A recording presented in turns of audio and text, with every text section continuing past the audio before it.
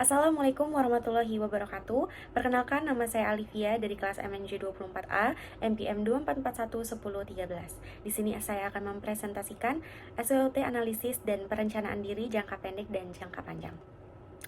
Sebelum kita mulai, ada satu quotes yang ingin saya sampaikan. Perencanaan yang baik adalah awal dari kesuksesan. Jadi dimana kalau kita ingin sukses ke depannya, ingin jalani itu yang baik, kesuksesan itu selalu ada, hal-hal baik itu selalu ada, mulailah dari hal yang baik juga. Selalu stay positif. SWOT yang pertama, strength, yaitu kekuatan, disiplin. Selalu menyelesaikan tugas tepat waktu. Disiplin itu sangat amat penting ya buat kita, apalagi memanajemen waktu. Jadi dimanapun kita berada, dimanapun keadaannya, kita harus berusaha untuk disiplin. Mau itu tugas atau mau ada janji, intinya kita harus disiplin. Karena kalau kita udah bisa memanage waktu dengan baik, mendisiplinkan diri kita, pasti kedepannya itu juga akan lebih baik buat kita. Yang kedua, cepat belajar, mudah memahami materi atau teknologi baru. Jadi kita berkembang dengan zaman dan era yang ada. Kerja sama tim, bisa berkolaborasi dengan orang lain. Jadi kita bisa hubungan antara orang lain, komunikasi dengan orang lain itu baik. Jadi kerjasama antar tim itu baik. Weakness atau kelemahan, kurang percaya diri, gugup saat berbicara di depan umum.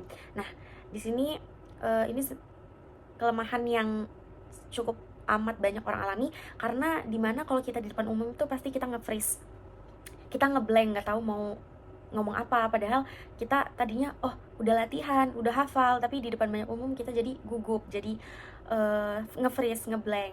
Nah, itu kita harus meningkatkan kepercayaan diri kita, tapi juga tidak over percaya diri. Lalu pengalaman kerja, belum banyak terlibat dalam dunia profesional. Untuk sekarang, kalau pengalaman kerja bagi saya, untuk kerja yang benar-benar itu belum mengalami, karena kan masih kuliah dengan kuliah yang padat, jadi bukan masuk ke kelas karyawan, jadi belum terlalu mengerti dunia kerja, karena apalagi yang dunia kerja yang profesional.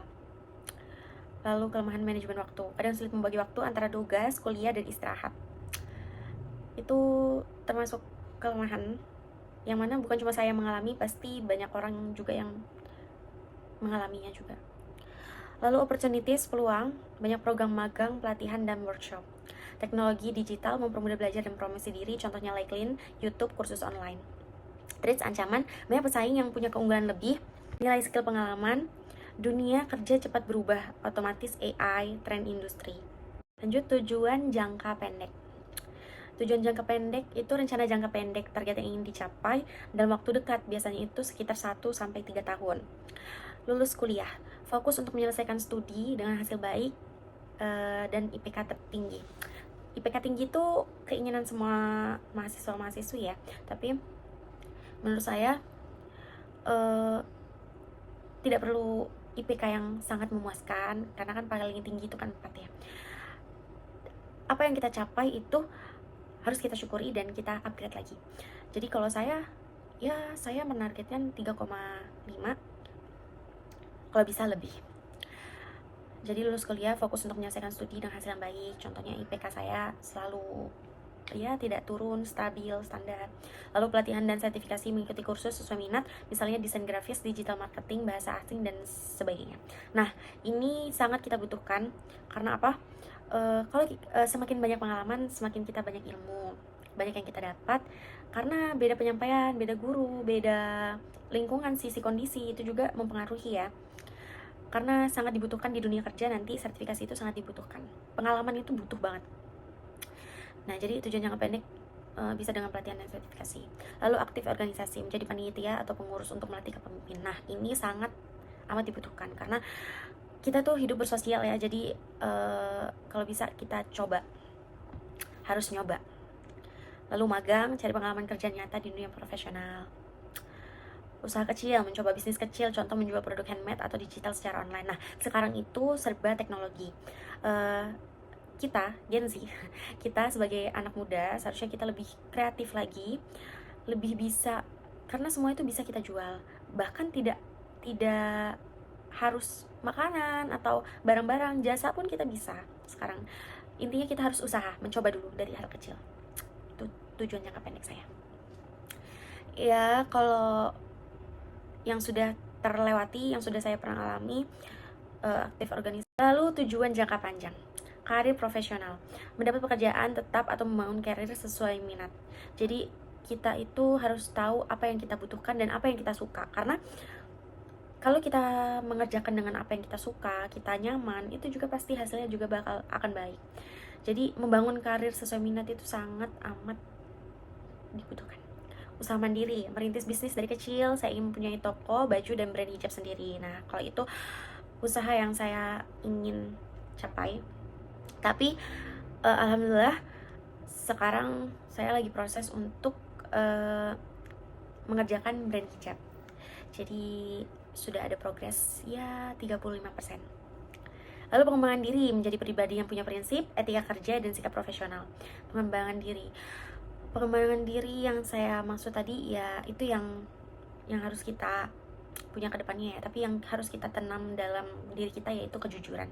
Kalau menurut saya kejujuran, karena nggak semua orang itu bisa jujur itu sangat amat berat dan jarang orang lakukan. Nah, itu masuk ke pengembangan diri. Kita harus berusaha jujur, ngomong apa adanya. Lalu kontribusi, jujur untuk orang lain dan untuk especially diri kita sendiri. Lalu kontribusi sosial, terlibat dalam kegiatan sosial komunitas atau membagikan ilmu. Penutup, kesimpulan, mengapa SWOT itu penting? Dengan mengenal kekuatan dan kelemahan, kita bisa menyusun strategi hidup yang lebih realistis. Tapi bukan hanya disusun, tapi juga dilaksanakan. Lalu mengapa perlu rencana? Tanpa rencana, kita mudah terdistraksi dan kehilangan arah. Rencana adalah kompas hidup. Nah, benar banget. Arah hidup, kompas hidup kita itu ya dari rencana, tapi bukan hanya rencana tapi tidak direalistiskan, tidak diupayakan, tidak diusahakan, tidak diwujudkan ya. Jadi kita apa yang kita bikin, apa yang udah kita memulai, dan itu harus kita selesaikan. Kunci sukses yaitu konsisten. Meskipun konsisten itu berat, tapi kita harus konsisten. Pembelajaran dari pengalaman dan adaptasi terhadap perubahan. Nih kunci sukses menurut saya. Tadi di awal saya ada quotes. Nah, sekarang penutupan saya juga ada quotes. Jangan takut untuk bermimpi besar, tapi pastikan punya langkah kecil tetapi konsisten. Cukup sekian, saya Alivia. Terima kasih sudah menonton video saya. See you in the next video. Bye-bye. Thank you.